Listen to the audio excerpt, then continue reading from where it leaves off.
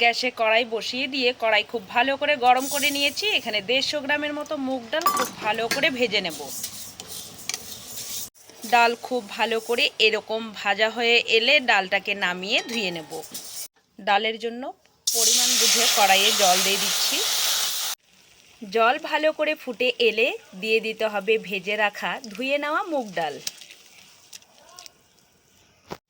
ডালটা যখনই ভালো করে ফুটতে শুরু করবে বা ফুটবে, তখনই সাইড দিয়ে এই ফেনাগুলোকে ফেলে দিতে হবে, কারণ এই ফেনাগুলো কিন্তু ডালের একটা ময়লা।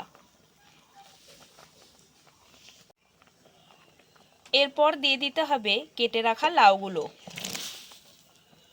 এইদিকে টুকরো করা বেগুনগুলোর মধ্যে হলুদ নুন মেখে রেখে দেব।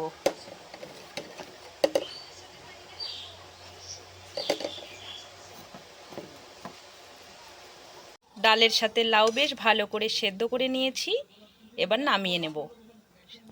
গ্যাসে কড়াই বসিয়ে দিয়ে বেশ কিছুটা সর্ষের তেল ভালো করে গরম করে নিয়েছি। এবার হলুদ লবণ মাখানো বেগুনের টুকরোগুলোকে ভেজে নেব।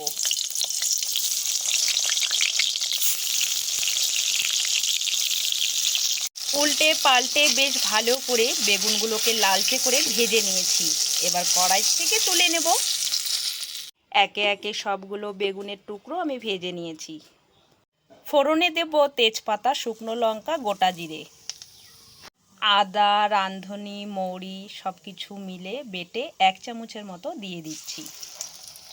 গ্যাসের ফ্লেমটাকে লো টু মিডিয়ামে রেখে 2 থেকে 3 মিনিটের মতো ফোড়নটাকে বেশ ভালো করে ভেজে নিয়েছি।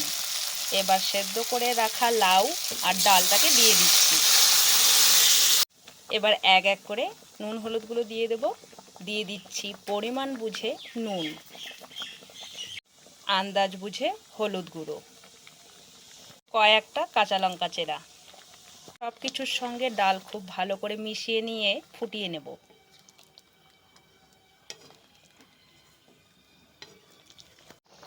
হলুদ আর নুনটাকে দিয়ে ডালটাকে বেশ ভালো করে ফুটিয়ে নিয়েছি। এবার দিয়ে দিচ্ছি 1 চামচ চিনি। নিরামিষ তরকারি, নিরামিষ ডাল মানেই কিন্তু একটু মিষ্টি মিষ্টি হওয়া চাই, তাহলে টেস্টটাও খুব সুন্দর হয়, খেতেও দুর্দান্ত লাগে। দিয়ে দিচ্ছি 1 চামচ ঘি। নামানোর ঠিক আগ মুহূর্তে দিয়ে দিচ্ছি ভেজে রাখা বেগুনগুলোকে।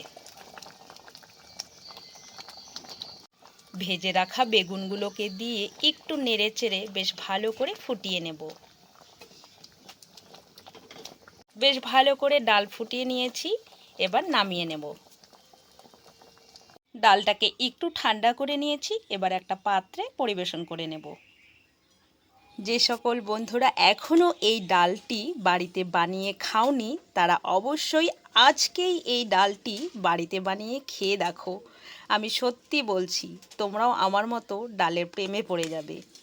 এটা এতটাই দুর্দান্ত হয় খেতে। বেগুন ও লাউ দিয়ে আজকের ডালের রেসিপিটি তোমাদের কেমন লাগলো বন্ধুরা? কমেন্টস করে জানাতে একেবারেই ভুলবে না। চলো আজকের মতো ভিডিওটা এখানেই শেষ করছি। আবার দেখা হচ্ছে নতুন রেসিপির সঙ্গে। তোমরা ভালো থেকো, সুস্থ থেকো।